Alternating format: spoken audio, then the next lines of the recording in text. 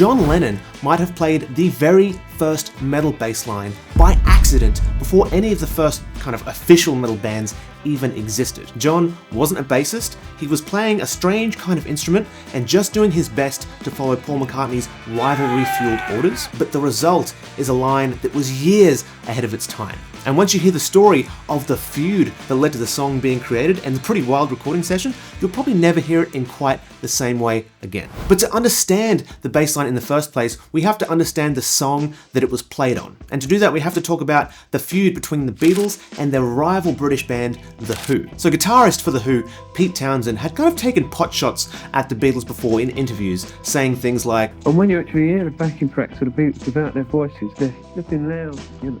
And when he gave an interview talking about The Who's 1967 single I Can See for Miles, he said it was the raunchiest, loudest, most ridiculous rock and roll record you've ever heard. Now, when Beatles bassist and songwriter Paul McCartney heard about this, he paid attention. He hadn't even heard the song, and he basically made it his mission to outdo The Who. He later said, The Who had made some track that was the loudest, the most raucous rock and roll, the dirtiest thing they'd ever done, and we decided to do the loudest, nastiest, sweatiest rock number we could. And of course, the song that Paul came up with to outdo The Who was called Skelter.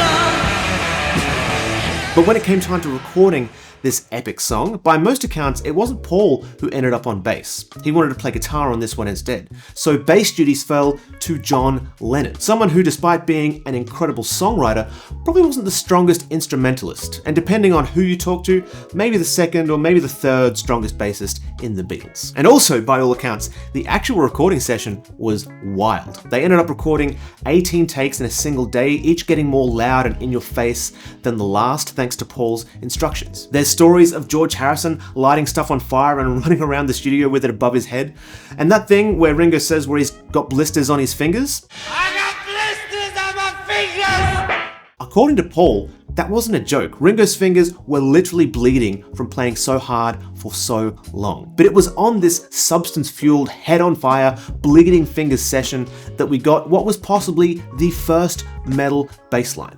But what exactly makes it metal in the first place? The first thing is the tone. The sound of the bass on Helter Skelter is different than nearly all of the bass titans of the time. The most influential bassists around then, James Jamerson or Carol Kaye or even Paul McCartney himself, they all generally used a very deep, very warm, very beefy sound.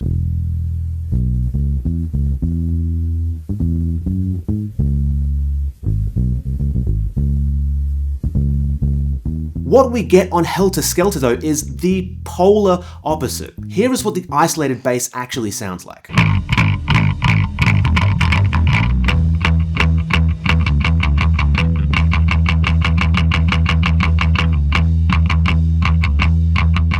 The bass sound on this song is raw, edgy, biting, crisp, and it's a tone that doesn't really fit the kind of standard expectations of bass tone from the time. Because remember, this is 1968. The closest big name bassist from around that time that used a kind of brighter sound was actually John Entwistle from The Who.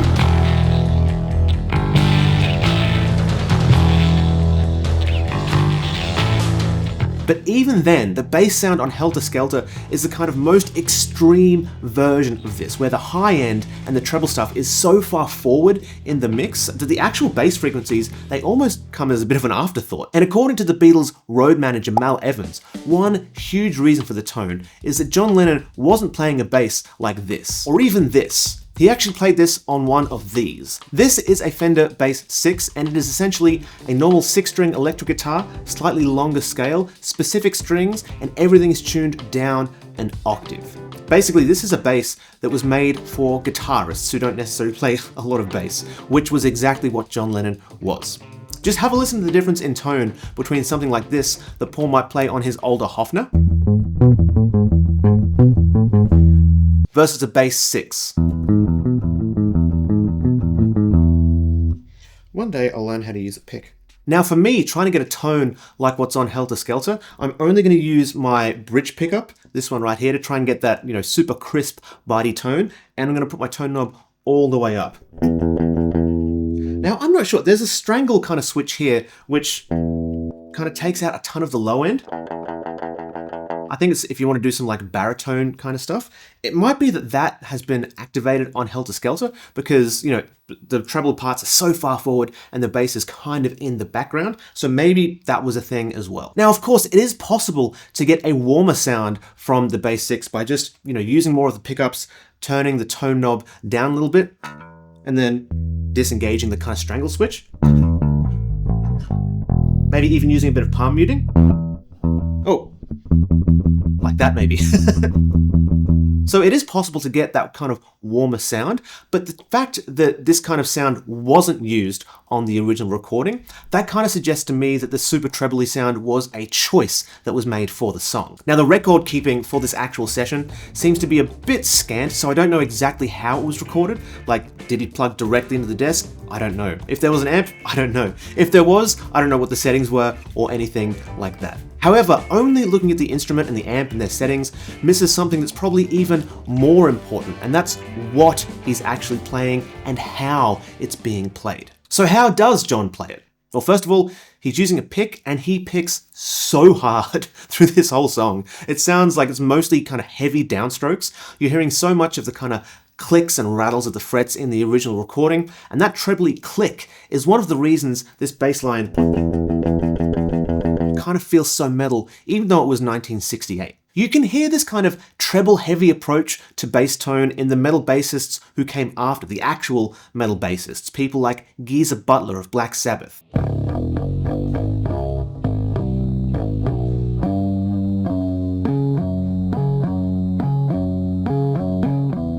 Or Steve Harris of Iron Maiden.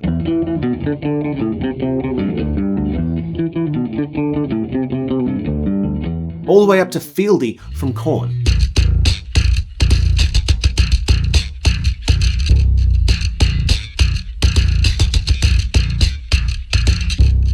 They all use a decent amount of high end in their sound so the bass can cut through and really sound really nice and aggressive, right? Like all metal bass lines should. But like I said, it's also what John plays. So, what does he play?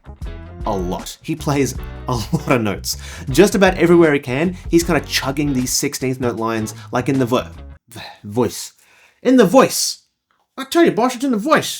Just about everywhere he can, he's kind of chugging these 16th note lines like in the verse.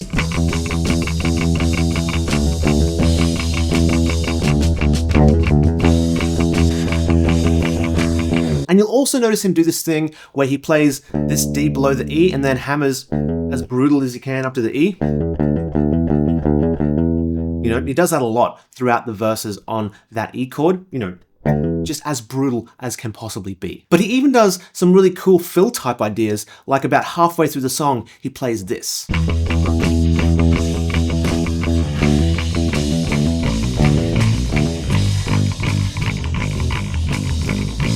That's cool. That's really cool. The execution might not be ultra clean on the original if you hear it, but he's fulfilling Paul's instructions. You know, getting basically all the notes in he can and making it as raucous as possible. And then, of course, there's the absolutely classic lick in the chorus.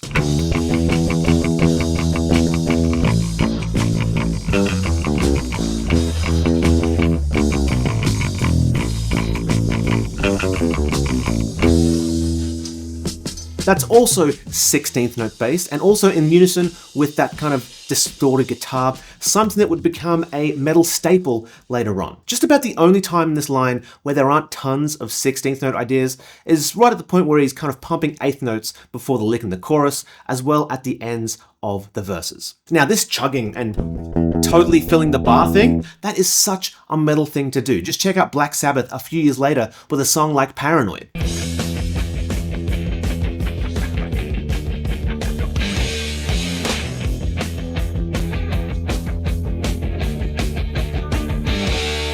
Similar kind of chugging idea, chugging away on the root on that super insistent rhythm, except now it's not just the bass doing it, it's the guitars as well. They've jumped on that idea. This guitar and bass chugging, especially on like a low E, that is another metal staple. Everyone from the early metal bands like Sabbath and Judas Priest and later on to Metallica and further on than that, you know, when you get into the thrash stuff, then it becomes not just the guitars and basses playing the rhythm on the chug, it's also the double kick as well. They all use this idea that kind of John was fully committing to back in 1968. It's wild. But beyond the tone and the kind of busyness of the line, John was also ultra aggressive with the time, with the groove. Listen to just how far ahead he gets of Ringo's drumming in certain sections.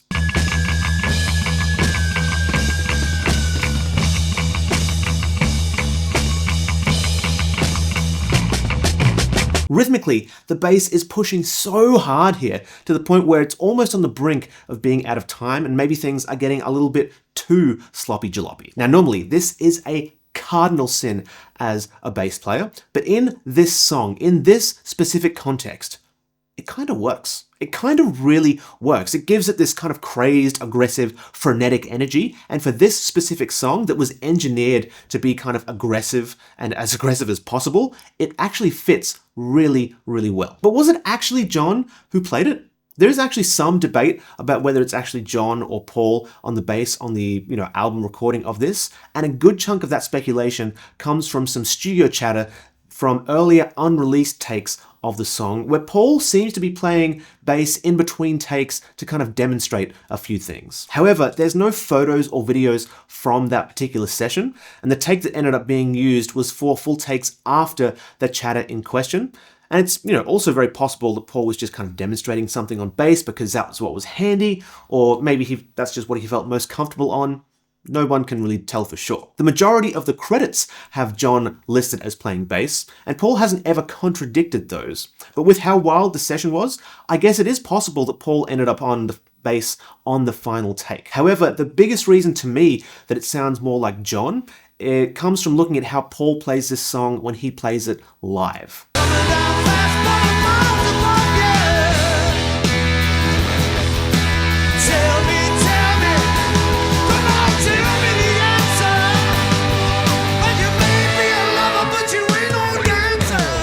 In all the live clips, Paul's tone is darker and warmer, partly from him using his Hofner, partly because of him using his a bit of a classic palm muting technique. He's also playing fewer notes, and perhaps most importantly, that kind of frenzied energy of the original bass line and him pushing on the time, it's not quite the same when Paul plays it live. Now, this could just be because Paul needs to sing and play at the same time, something that they didn't need to do in the studio. But even playing live, in the parts of the song where Paul isn't kind of required to sing, like in between the choruses and the verses, for example, he never goes to the same levels of kind of density as the original recording. Paul also doesn't push on the time live in the same way at all, which was something John sometimes did regardless of what instrument he was playing. Now, this is not to say that Paul is in any way kind of doing it wrong when he plays Helter, Skelter live. I mean, come on, not only did he write the song, but he's Paul McCartney. But his tone, his time feel, and the relative restraint that Paul shows when playing it live, it kind of makes me lean towards thinking that John played bass on the original. I could definitely be wrong, but regardless of who played it, was this the very first metal bass line? I think you could definitely make that argument. In fact, some people do make that argument. When someone asked Rob Halford, the legendary frontman of Judas Priest, whether the Beatles had a hand in creating metal, he said this: "There's no way of dismissing that possibility. They were turning things up, weren't they? They were turning up the amps, especially on Helter Skelter, incredibly strong. And when you look at the kinds of musicians that have released covers of Helter Skelter, artists like Ian Gillan of Deep Purple, Motley Crue, Marilyn Manson and Rob Zombie, you kind of start to see the covers kind of cluster around the metal and harder rock genres. Now, some people disagree about Helter Skelter being a kind of precursor of metal. That's okay.